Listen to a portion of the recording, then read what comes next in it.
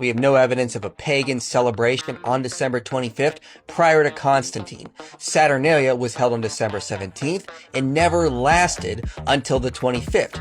Yule was not placed on December 25th until King Haakon the Good moved it there to coincide with Christmas. So Christians didn't co-opt the pagan holiday. It's more likely that pagans tried to co-opt Christmas. And that would probably be quite true.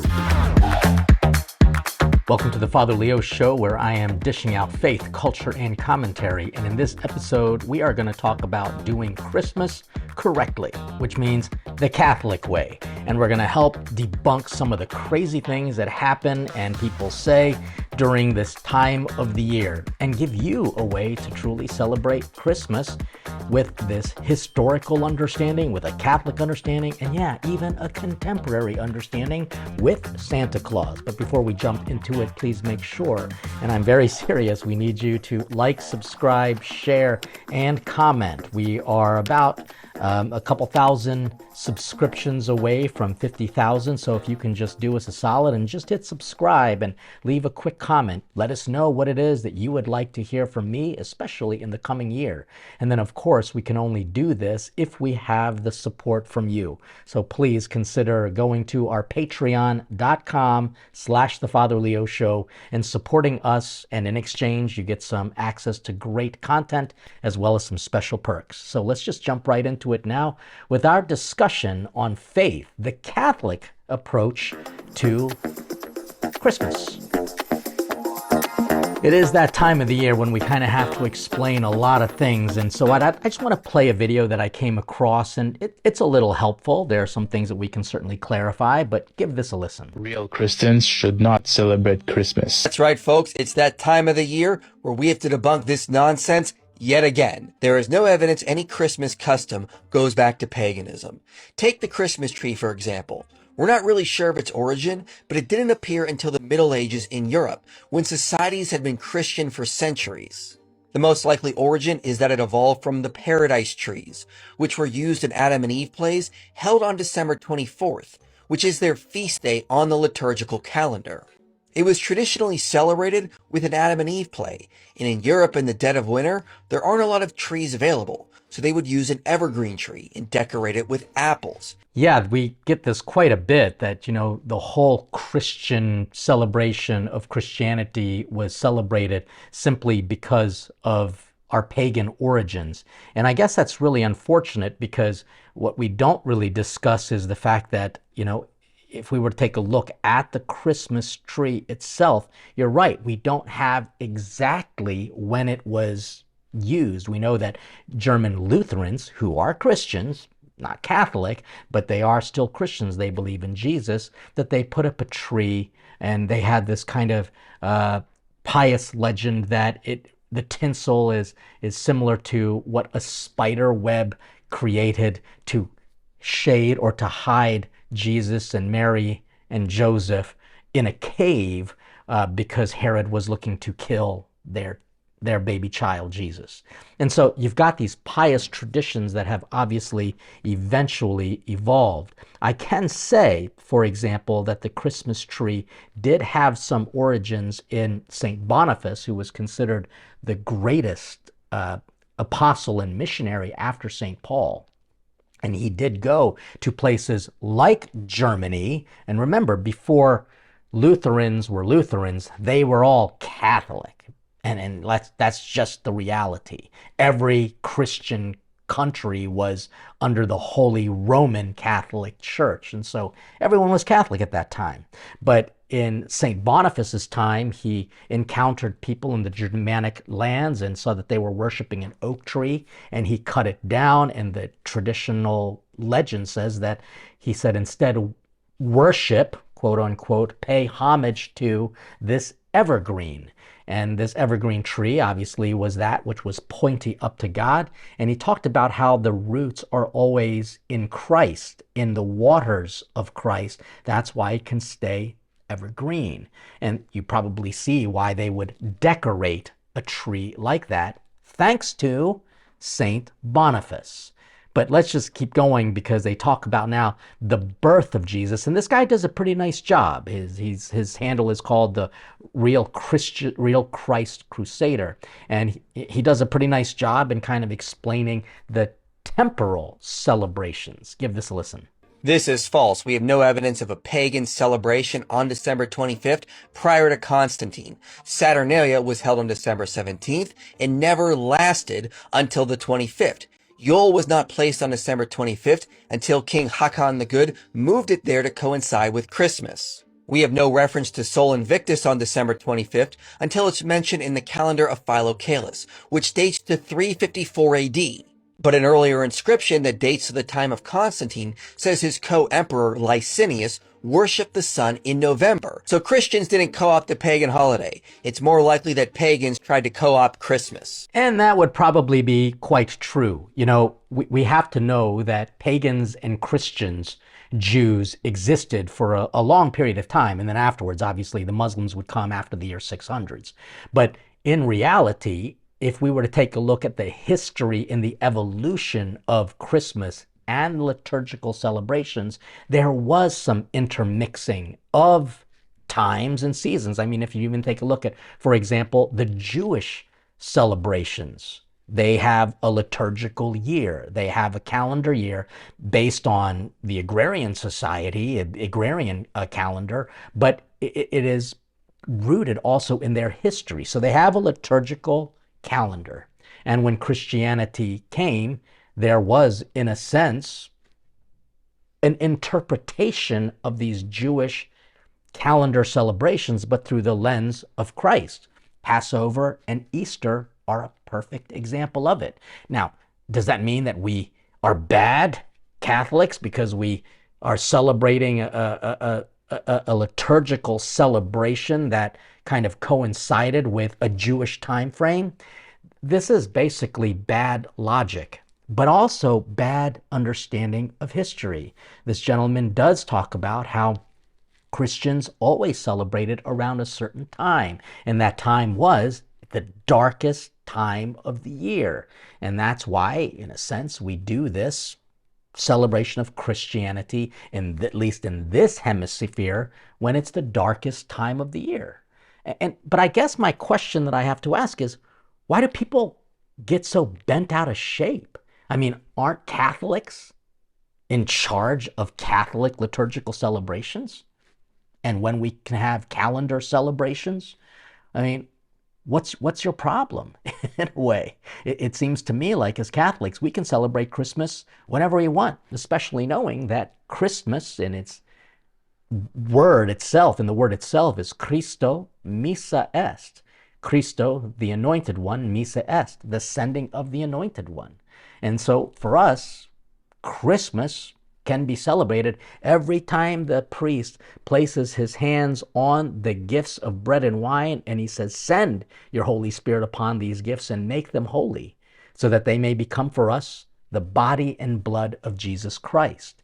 And so for us as Catholics, we can celebrate Christmas 24/7.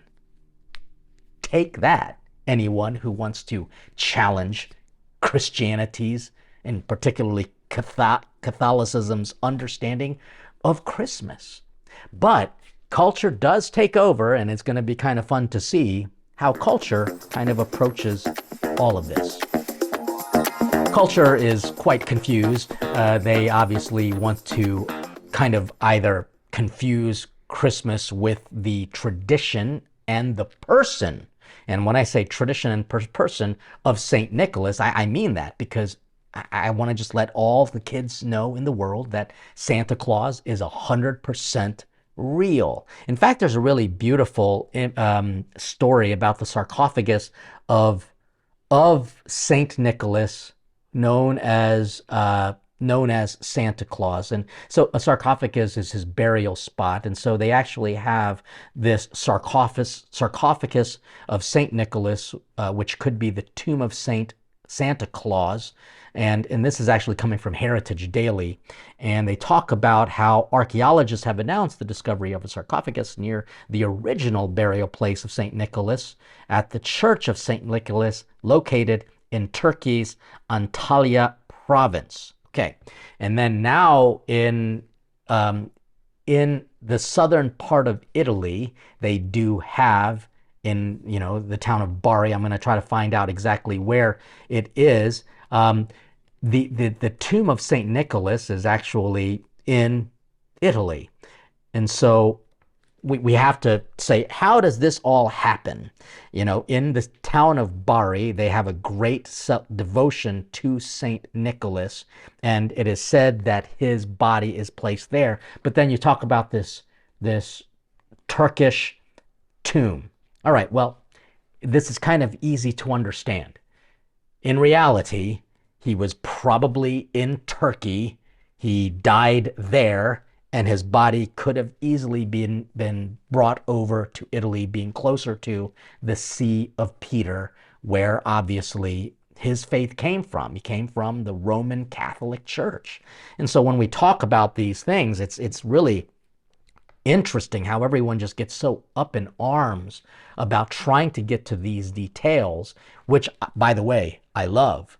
But then we kind of forget the deeper meaning of Christmas. And again, it's replaced with a strange version of Santa Claus, and even kind of dismissed. It is sad to me that people don't celebrate Christmas with gusto anymore.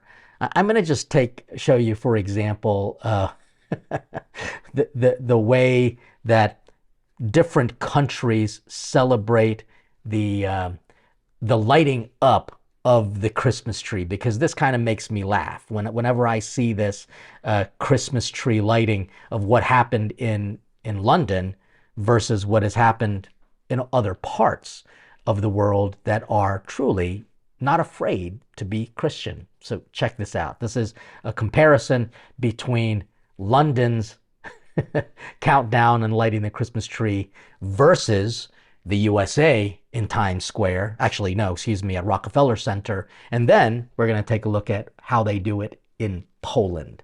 Very Catholic country. 6, 5, 4.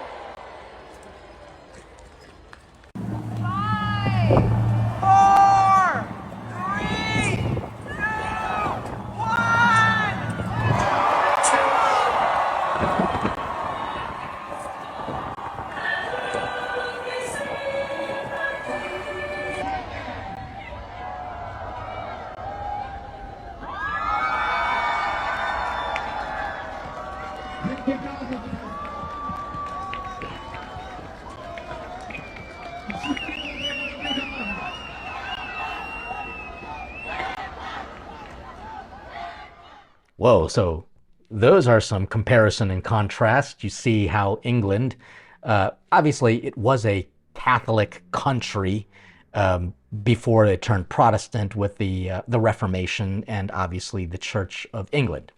But it just seems that they've kind of lost their way in terms of their Christian faith, being very secular these days.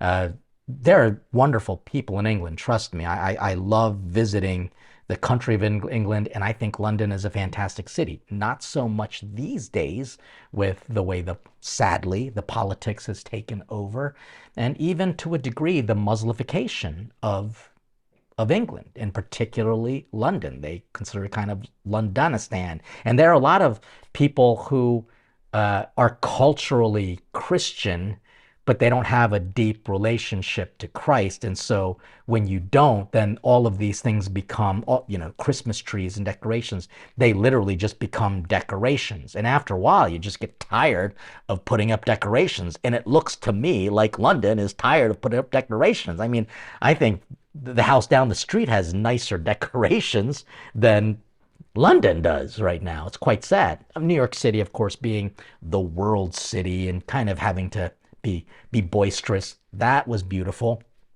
But what I loved is that at the end of that, they were singing a Christian song. And then, of course, you go to Poland, and what you saw is just an amazing display. I think what we've got to remember is that culture, whether they like it or not, are truly Catholic. And why? Because no matter what religion you are, well, no matter what Christian denomination you are, all of them are kind of Catholic in a way, because guess what they're going to do? They're going to put up decorations. They're going to put up images of Jesus and Mary and Joseph. In other words, sacramentals. All of the Christmas trees. I mean, even the celebration of Santa Claus is just a bad version of Saint Nicholas.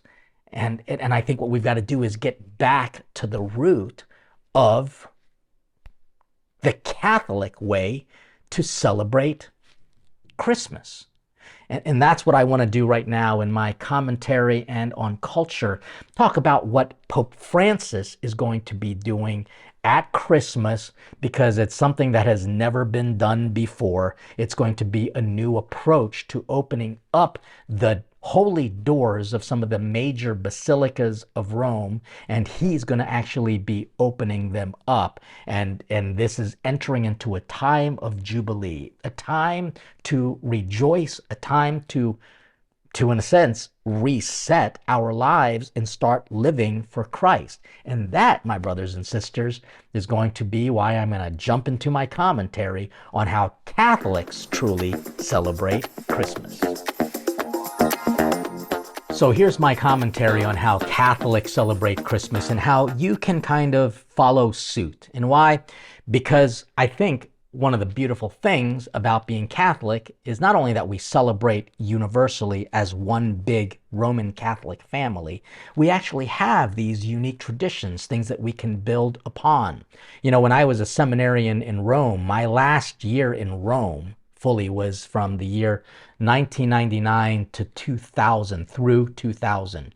And so I was already a priest on June 5th, 1999, and I was back in Rome to finish up my degree in Mariology, which, by the way, we're going to talk about on the feast of the Solemnity of the Mother of God, aka New Year's Day. But anyway, back to the story. I was actually present during the Great Jubilee, the year 2000, when St. John Paul II opened up the holy doors. And so it's a real moving experience for me. Pope Francis had a very unique holy door celebration in 2016, also known as the Year of Mercy, that he wanted to kind of encourage people, and he opened up the holy doors for that. So it was kind of like a Jubilee year. But generally, the Jubilee year happens every 25 years. This comes from the book of Leviticus, because they wanted to talk about the Jews had this time when they can do a reset, basically change their life. And so obviously, a lot of our traditions come from our Jewish brothers and sisters. In the Catholic Church, it has kind of changed over time. And so now it used to be like I think in the 1300s is when there was an actual official proclamation that they were going to do a Jubilee year. And now it's every 25 years, unless if you're Pope Francis, he wanted to do it in 2016, which is fine with me, because that's when he established, again, the Year of Mercy and sent out missionaries of mercy. But in 2025, which actually is going to be the end of the liturgical year. So again, let's just go back a second.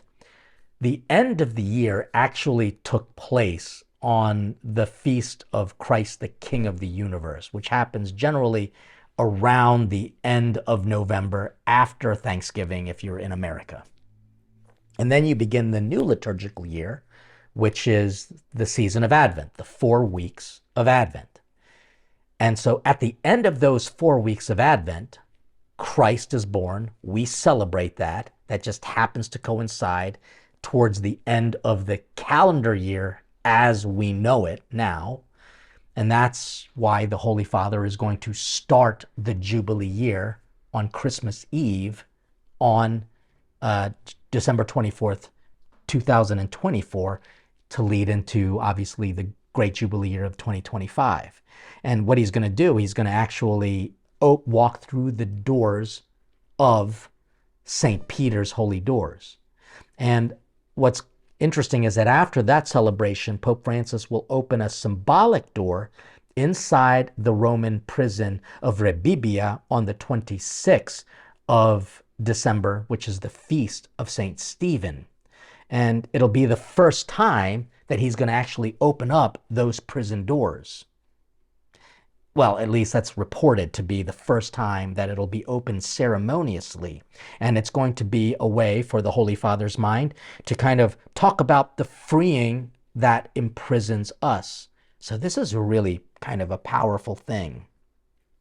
And then he's also going to open up the doors in St. John Lateran, St. Mary Major, and then also the fifth final door that he's going to open up is going to be the Papal Basilica of St. Paul's outside the walls in Rome. So this is kind of a big deal that the Holy Father himself is going to be doing this. Apparently, there are no other cathedrals, even around the world, that will have holy doors. If you want to walk through a holy door, you've actually got to go to Rome. And I don't know if there are any more spots available. In my pilgrimage, I was scheduled to take just one bus. And during the Holy Year, in April of 2025. But since all of this has happened, especially with the canonization of Blessed Carlo Acutis, we are actually going to be there.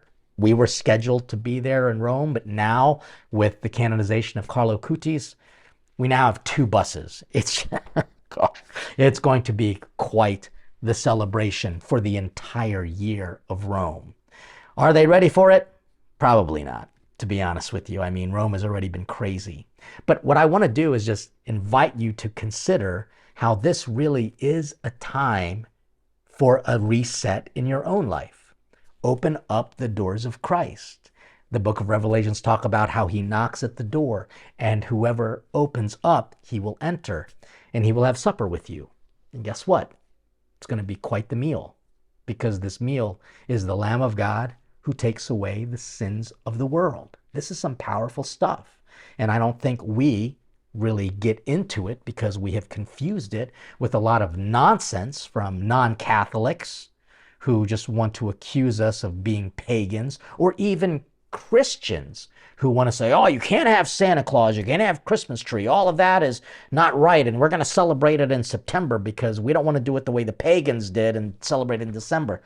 I mean, it's just astounding to me that the one time of the year when the world starts acting nicer to each other, starts getting gifts for each other, more thankful, people get hopefully a little bit more peaceful, unless of course you're in the old school category of running through the stores and trying to buy stuff. I think these days, sadly, malls are empty because everyone's buying things online, and I don't know, that's sad to me. Because then we don't participate in the pilgrimage and the very tangible ways that we can actually consider the incarnation, the tangibility of God. It's really quite something. And so these holy doors and this holy year and this holy time of our life is just an opportunity for us to remember that traditions, they come and go. But the good traditions, those that are rooted in truth, it's like a telephone game. You'll see how the story changes a little bit, but it's now our job to go back to the original source. And to know that all these traditions, whether it be Santa Claus, whether it be the Christmas tree, whether it be the lights, whether it be the decorations, and yeah, even Christmas carols. And man, it would be awesome to hear good Christmas caroling again. It really would be awesome to hear that. All of that is good. But it's not enough. You have to go back to the source. What I want to do is I want to just kind of end with this video of a bunch of parents who have kind of interviewed their children and get them to talk about what they think Christmas is all about. And they actually have a whole YouTube channel. It's fantastic. It brings me great joy to watch it. But then the parents reenact and even kind of mouth out how the kids, you're just going to have to watch it. And this is going to be how I close my Christmas show, because this just brought me great joy. And you know what? That's what Christmas is about. It's about the joy of the birth of Jesus Christ. a time to reset, a time not to worry too much about all the externals, unless, of course, those externals are true sacramentals, whether it be the nativity scene, whether it be a Christmas tree, whether it be the Advent wreath, whether it be the lights, whether it be the gifts that you give can even be sacramentals, especially if you have them blessed, because they are religious gifts that you give to your family and friends. But this is why I want to end with this, because we are all called, in a way, to be like kids again. And you're going to hear at the end how it does come back to the root and the source of Christmas, which is the birth of Jesus Christ. An angel came to see Mary. She was doing laundry, and then the angel just appeared and she was really scared. So Gabriel was like, Mary, you're gonna have, what? I can't say it good. Mary, you're gonna have a baby. You're gonna have a baby, and you will call him Jesus. And then Mary was like, I'm not gonna have a baby yet. I'm only a teenager. I'm not married. Then the angel Gabriel told Joseph that Mary is not lying. You are having a new baby. And so they met up. They went to Bethlehem, which was Joseph's old town. They ride a donkey. A camel. Oh yeah, a camel. She said, this donkey's fast. Well, they tried to go to a hotel and they asked the keeper for a place to stay. The keeper said, we have no rooms. Literally, no rooms. So Mary and Joseph walked away sadly, but then he said, the only place here in Bethlehem that you can stay is a stable. And then he just pointed the way and they followed. When the shepherds were taking care of the sheep, then they saw angels. The angels said, a new baby is getting born, who is King of the Jews. The angels were singing,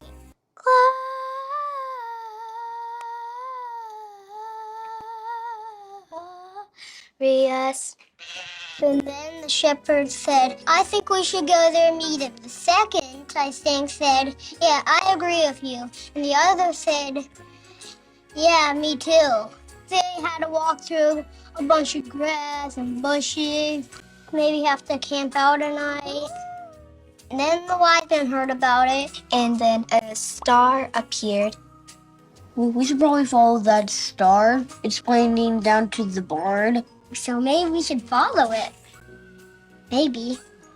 So the wise men went to Jesus. They gave them gifts. A stuffed animal, like a hippo one. I have at home.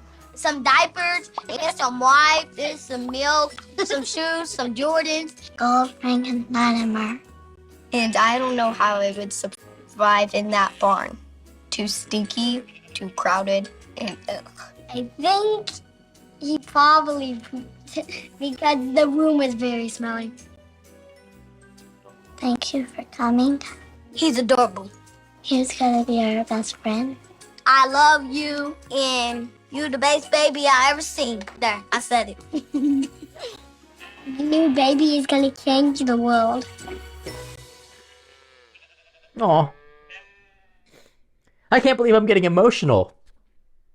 Jeez whiz. That's just so ridiculously funny. Number one, props to the families that do this. I don't know exactly who deserves the credit for it, but I've seen their channel before on YouTube. Absolutely fantastic. But what I love is that they are actually allowing these kids to tell the story in their own way. And even though clearly they got some historical things wrong for all of those people who just want to be so specific, they got the nugget truth of it all, that this baby is going to change the world, and this baby can change you. That's why I'm going to encourage you to make this a beautiful and joyful celebration of Christmas. May it be a time to enter into the Jubilee, the great Jubilee with the Catholic Church, and perhaps go on a pilgrimage. And more importantly, make that journey to Bethlehem in your own heart so that you can see this baby who can change the world. I hope that this was a helpful episode, at least a joyful and fun one for you. Make sure you like, subscribe, share, and comment. Please give us a gift of supporting us on our Patreon community and giving you access to great content as well as some special perks. But between now and the time we see each other again, God bless you. Stay hungry for God. And yes, have a blessed Merry Christmas.